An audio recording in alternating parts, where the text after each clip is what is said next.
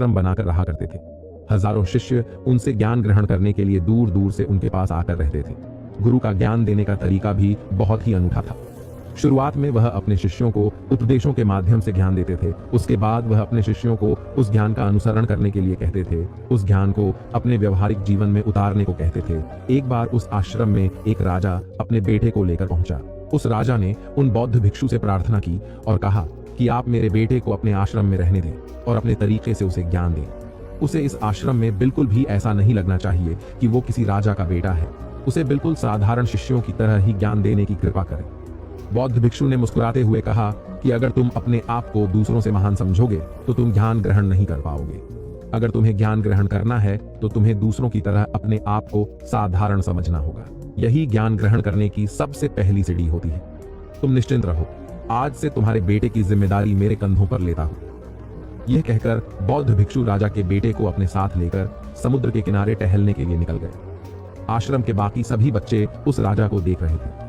राजा अपने बेटे को अपने रथ पर बिठा कर लाया था, जिससे सभी बच्चे समझ गए थे कि यह बच्चा राजा का बेटा है। इसी वजह से आश्रम के सभी बच्चे राजा के बेटे की तरफ आकर्षित हो गए थे। जब बौद्ध भिक्षु राजा के बेटे को लेकर समुद्र पर टहल रहे थे तो राजा का बेटा अचानक फूट फूट कर रोने लगा, क्योंकि अभी वो सिर्फ 12 वर्ष का था और 12 वर्ष की आयु में उसके पिता उसे अपने से दूर करके चले गए थे। यह सदमा वह बच्चा सहन नहीं कर पा रहा था। वह नहीं समझ पा रहा था कि उसके पिता उसकी भलाई के लिए उसे उस गुरु के पास करके गए हैं। उसे रोते हुए देखकर बौद्ध भिक्षु ने कहा कि बेटा, मैं तुम्हें चुप नहीं करूंगा। हो सकता है कि आज मैं तुम्हारे आंसू पोंछ दूं, लेकिन कल तुम फिर अपने आप को अकेला पाओगे। याद रखना, जीवन में इंसान अकेला आता है और अकेला ही जाता है। जितनी जल्दी जो इंसान इस बात को समझ लेता है वह उतनी जल्दी आत्मज्ञान के रास्ते पर निकल जाता है। गुरु ने अपनी बात आगे बढ़ाते हुए कहा कि जो इंसान अकेला रहना सीख लेता है वही खुद से प्यार कर पाता है, और जो खुद से प्यार करना जानता है वह किसी के भी जाने का अफसोस नहीं करता, क्योंकि वह खुद से ही प्यार करता है। धीरे धीरे तुम आश्रम के माहौल में ढल जाओगे। शुरुआत में तुम्हें समस्या है, लेकिन कुछ दिनों के बाद तुम इसे आत्मसात कर लोगे। उसके बाद तुम्हें यही जगह बहुत अच्छी लगने लगेगी। ये जगह तुम्हें अपने महल जैसी लगने लगेगी। संध्या हो चली थी। समुद्र के दूसरे छोर पर सूरज छिपने लगा था और अपनी लालिमा पूरे आसमान में बिखेर रहा था। बहुत ही सुंदर गुरु की आंखों में एक अभूतपूर्व शांति झलक रही थी, और जब हम किसी एकांतवासी गुरु की आंखों में वह शांति देख लेते हैं तो हमारे हृदय से भी सारा भार हट जाता है। मन एकदम निर्मल हो जाता है।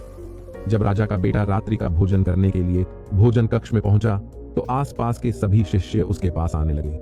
उन सभी को पता था कि यह राजा का बेटा है और अगर हम इससे दोस्ती कर लेते हैं तो उससे हमारा बहुत फायदा होने वाला है। यही सोचकर आश्रम के ज्यादातर शिष्यों ने उसे घेर लिया था। बस कुछ बच्चे जो अकेले रहने का महत्व समझते थे, जो दिखावे में विश्वास नहीं करते थे, वो उस राजा के बेटे के पास जाने की बजाय अपना पूरा ध्यान खाने पर लगा रहे थे और एकांत में बैठकर अपना भोजन कर रहे थे। कुछ दिनों के बाद राजा के बेटे की आश्रम के ज्यादातर बच्चों के साथ दोस्ती हो गई। अब वो आश्रम में उन बच्चों के साथ घूमता, उन्हीं के साथ अपना ज्यादातर समय बिताता था। आखिरकार वह राजा का बेटा था, सुख सुविधाओं में पला हुआ था। आसपास बहुत से दास और दासियां होते थे। आसपास अपने मित्रों से घिरे होना, वही दिनचर्या उसने आश्रम में भी अपना ली थी। ऐसा नहीं था कि बौद्ध भिक्षु को यह सब पता नहीं थी, पर बौद्ध उसे अलग तरीके से ज्ञान देना चाहते थे। बच्चों को ज्ञान आप उपदेश देकर नहीं दे सकते, उन्हें साक्षात्कार कराना होता है। उसके बाद उन्हें वह बात समझ आती है। मैं आपसे कुछ पूछना चाहता हूँ, क्या आप मुझे बताने की कृपा करेंगे? गुरुदेव उठे और बोले, हाँ बेशक पूछो, तुम क्या पूछना चाहते हो? मैं देख रहा हूँ कि तुम कुछ दिनों से काफी परेशान से लग रहे हो। उसने गुरुदेव से पूछा कि आपकी इस चिंता मुक्त जीवन और आपके चेहरे पर इस असीम शांति का राज क्या है? मैं जानना चाहता हूँ कि आप हमेशा खुश कैसे रहते हैं। क्या आपको कभी चिंता नहीं होती या आप कभी दुखी नहीं होते? आप ऐसे चिंता मुक्त कैसे सोते हैं? गुरुदेव ने बोला, अब मैं तुम्हें जो बता रहा हूँ तुम उसे ध्यान से सुनो, और यह चीज रात को सोने से पहले ठीक 5 मिनट के लिए तुम्हें करना है। उसने पूछा, गुरुदेव आखिर रात को सोने से पहले ही क्यों और आखिर 5 मिनट तक ही क्यों करना है? गुरुदेव ने बोला, तुम मेरी बातों को ध्यान से सुनो, क्योंकि यह बातें तुम्हारी जिंदगी बदलने वाली है। रात को सोने से पूर्व 5 मिनट तक तुम अगर इस काम को करोगे तो तुम्हें जिंदगी में हर वह चीज मिलेगा जो तुम चाहते हो। धन दौलत, शोहरत, असीम शांति और खुशियां, सब कुछ तुम्हें मिलेगी, लेकिन इसके लिए बस नियम यही है कि तुम्हें यह काम करना पड़ेगा। उसने बोला, जी गुरुदेव, आप जो बताएं मैं उसे करने की जरूर कोशिश करूंगा। उन्होंने बोला, ठीक है, फिर मेरी बातों को ध्यान से सुनो। आज मैं तुमको मस्तिष्क के असीम शक्तियां के बारे में अवगत कराने जा रहा हूँ कि तुम्हारे दिमाग के पास कितनी शक्ति है। मैं अगर तुमसे कहूँ कि इस ब्रह्मांड की सबसे महान और सबसे अनमोल और शक्तिशाली अगर कोई वस्तु है तो वह है तुम्हारा दिमाग। काम करने के नजरिए से हमारे दिमाग के दो भाग होते हैं, चेतन मन और अवचेतन मन। पहला, चेतन मन का यह हिस्सा हमारे कंट्रोल में होता है। हम जागते हुए जो भी देख सुन और समझ पा रहे हैं वह चेतन मन की वजह से ही हो रहा है। जब हम सो जाते हैं तो यह भी सो जाता है। और अवचेतन मन का यह पार्ट हमारे कंट्रोल में नहीं होता है। जब हम सो जाते हैं यह तब भी जगता है, सपने आदि इसी की वजह से आते हैं। चेतन मन और अवचेतन मन को एक उदाहरण द्वारा समझा जा सकता है। जब भी कोई व्यक्ति पहली बार मोटर बाइक चलाना सीख रहा होता है तो उसे मोटर बाइक को ध्यानपूर्वक नियंत्रित करना होता है। शुरुआत में वह संतुलन नहीं बना पाता और थोड़ा डरा हुआ भी रहता है, लेकिन कुछ दिनों बाद जब वह मोटर बाइक चलाना सीख जाता है तो अब उसे मोटर बाइक को नियंत्रित करने के बारे में सोचने की भी आवश्यकता नहीं होती। अब मोटर बाइक अपने आप नियंत्रित हो जाती है और अब तो वह मित्रों के साथ बातचीत करते हुए या कोई और कार्य करते हुए भी मोटर बाइक चला सकता है। ऐसा क्यों होता है? शुरुआत में जब व्यक्ति पहली बार मोटर बाइक चलाना सीख रहा होता है तो वह अपना चेतन मन इस्तेमाल कर रहा होता है, लेकिन जब वह बार बार मोटर बाइक चलाने की प्रैक्टिस करता है तो अब यह अनुभव उसके अवचेतन मन में संग्रहित स्टोर होने शुरू हो जाते हैं और धीरे धीरे अवचेतन मन चेतन मन की जगह ले लेता है। हमारा अवचेतन मन एक ऑटो पायलट सिस्टम की तरह है जो अपने आप स्वचालित तरीके से कार्य करता है। सभी स्वचालित कार्यों जैसे सांस लेना, दिल धड़कना आदि कार्य अवचेतन मन के द्वारा ही किए जाते हैं। हमारी आदतें और रोजमर्रा के सभी कार्यों में अवचेतन मन का महत्वपूर्ण योगदान होता है।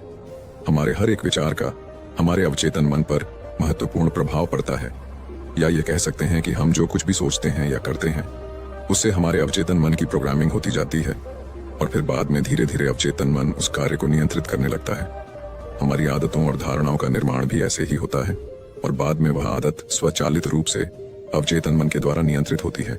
यह हम पर निर्भर करता है कि हम अपने अवचेतन मन की प्रोग्रामिंग कैसे करते हैं। एक बार प्रोग्रामिंग हो जाने के बाद अवचेतन मन उसी के अनुसार कार्य करने लगता है, चाहे वह कार्य गलत हो या सही। चेतन मन को अवचेतन मन का चौकीदार या गेटकीपर भी कहा जा सकता है। दरअसल हमारा हर विचार एक बीज की तरह है और हमारा अवचेतन मन एक बगीचे की तरह है। हमारा चेतन मन यह निर्णय करता है कि अवचेतन मन में कौन सा बीज बोना है और कौन सा नहीं। हम कभी कभी अनजाने में अपने अवचेतन मन की गलत प्रोग्रामिंग कर देते हैं। जैसे अगर मैं ये सोचता हूँ कि आज का यह काम कल कर लूंगा तो ये छोटा सा विचार धीरे धीरे मेरे कार्य को कल पर टालने की आदत बन सकता है। इतना सब सुनकर उसने गुरुजी से पूछा, लेकिन इसका नींद से क्या तात्पर्य है और सोने से पहले 5 मिनट तक हमें क्या करना है और चिंता मुक्त जीवन का रहस्य क्या है, आप वह हमें बताइए। गुरुदेव ने बोला, हर चीज को सीखने की जल्दी अक्सर इंसान को गलत जानकारी देती है। वह गलत जानकारी किसी काम के नहीं होती, इसीलिए सब्र और धैर्य के साथ बातों को सुनने की आदत डालो। गुरुदेव ने बोला, क्या तुमको पता है कि चेतन मस्तिष्क हमारे ब्रेन पावर का सिर्फ 5% इस्तेमाल करता है? यही दूसरी तरफ आपकी फीलिंग और बिलीफ सिस्टम, यादें, अनुभव और भी बहुत सारी चीज जो स्वतः चलती है जैसे सांस लेना, पल के झटका 95% इस्तेमाल करता है। आपके अवचेतन मस्तिष्क की प्रोसेसिंग पावर लगभग 40 मिलियन बिट्स पर सेकंड होता है, यानी कि अवचेतन मन से लाखों गुना ज्यादा है। अवचेतन मन के पास इतनी क्षमता है कि ब्रह्मांड की अनंत संभावनाओं को बड़ी आसानी से सच कर सकता है। जिंदगी में एक बात हमेशा याद रखो, तुम जो भी हो, जैसे भी हो, अपनी सोच की वजह से हो। तुम अपने दिमाग को जैसी बातें बताते हो, जैसी चीजें दिखाते हो और जैसी बातें सोचते हो वैसे तुम बन जाते हो और वैसे ही तुम्हारी जिंदगी होती है। और इन्हीं वजहों से सुख दुख और तुम्हारे मन का सुकून, शांति सब कुछ मिलता है और सब कुछ खो भी जाता है। इसीलिए खुद को सही दिशा देना जरूरी है। क्या तुमने कभी ऐसा अनुभव किया है कि जब तुम सोते हो तब तुम ऐसे घटना के बारे में सपना देखते हो जिससे आप सोने से चंद मिनट पहले सोचा था या बोला, देखा या सुना होगा? अगर आपके साथ ऐसा कुछ अनुभव हुआ है, उसने बोला, हाँ गुरुजी, सोने से पहले जब हम आधा सोए आधा जागे हुए अवस्था में होते हैं तब हम तैयार होते हैं अपने अवचेतन मन में उन विचारों को डालने के लिए जिसे हम अपने जीवन में प्रदर्शित करना चाहते हैं। तब तुम जो भी सोचोगे, जो भी मन में विचार लाओगे और जिन विचारों के साथ तुम रात को सोने की कोशिश करोगे, वह सारी चीजें को तुम्हारा दिमाग साकार करने की कोशिश करेगा। इसीलिए सोने से पहले अच्छी चीजों के बारे में सोचो, अच्छी चीजों के बारे में जिसके लिए हम सपना देख रहे हैं, जिसे हम पूरा करना चाहते हैं, उससे रिलेटेड पॉजिटिव विचार आप इसी समय में अपने अवचेतन मन में डायरेक्ट डाल सकते हैं। इसके लिए 2 तरीके हैं। सबसे पहले तरीका है, तुम सोने से पहले सिर्फ इन चीजों के बारे में सोचो जो तुम्हें सुकून दे, जो शांति दे, जिससे तुम्हारा मन हल्का हो। आंख बंद करके तुम ये सोचो, आज का पूरा दिन बिताकर मैं हमेशा की तरह यह आज के आखिरी 10 मिनट खुद को दे रहा हूँ। मैं सबसे पहले उनको माफ करता हूँ जिन्होंने आज मुझ पर गुस्सा किया। मैं उन सबको माफ करता हूँ जो बदल गए। मैं उन सब उम्मीदों को खुद से अलग करता हूँ जो किसी और इंसान पर टिकी है। मैं पास्ट की सभी बुरी आदतों को छोड़ता हूँ। इस दुनिया में हर कोई इंसान ही है और इंसानों से गलतियां हो जाती है, इसलिए मुझसे भी गलतियां हो जाती हैं। गलती होना एकदम नेचुरल है। मेरे पास आज जो कुछ भी है वह काफी है। मैं हर दिन खुद के और करीब आता जा रहा हूँ।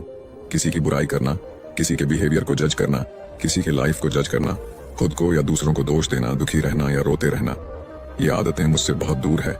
हाँ, मैं ऐसा ही हूँ। मैं जानता हूँ कि किसी बुरी से बुरी चीज से भी मुझे क्या सीखना है। मैं आजकल अपनी मंजिल को पाने के लिए पूरे जीवन से मेहनत कर रहा हूँ। मुझे अपने आप में गर्व है। मैं वह सब करके दिखाता हूँ जो मैं करना चाहता हूँ। मैं अच्छा हूँ, सुंदर हूँ और सबसे ज्यादा खुद पर विश्वास करता हूँ। मैं आज की गलती के लिए खुद को भी माफ करता हूँ। मैं अपनी सभी बुरे कामों के लिए भी खुद को माफ करता हूँ। मेरे पास आज जो कुछ भी है वह काफी है। मैं हर दिन खुद के और करीब आता जा रहा हूँ। किसी की बुराई करना, किसी के बिहेवियर को जज करना, किसी के लाइफ को जज करना, खुद को या दूसरों को दोष देना, दुखी रहना या रोते रहना, यह आदतें मुझसे बहुत दूर है। हाँ, मैं ऐसा ही हूँ। मैं जानता हूँ कि किसी बुरी से बुरी चीज से भी मुझे क्या सीखना है। मैं आजकल अपनी मन को पाने के लिए पूरे जीवन से मेहनत कर रहा हूँ। मुझे अपने आप में गर्व है। मैं वह सब करके दिखाता हूँ जो मैं करना चाहता हूँ। मैं अच्छा हूँ, सुंदर हूँ और सबसे ज्यादा खुद पर विश्वास करता हूँ। मैं आज की गलतियों के लिए खुद को भी माफ करता हूँ। मैं अपनी सभी बुरे कामों के लिए भी खुद को माफ करता हूँ। मेरे घर वालों के साथ मेरा रिलेशन मजबूत है। मैं अपने गुस्से को इसी वक्त खुद से अलग करता हूँ। मैं हर तरह के डर को इसी वक्त खुद से अलग करता हूँ। मैं मानता हूँ कि आज के दिन से मुझे एक नई सीख मिली है। मैं समझता हूँ कि आज का दिन चला गया है लेकिन मैं ठीक हूँ। मेरा शरीर स्वस्थ है,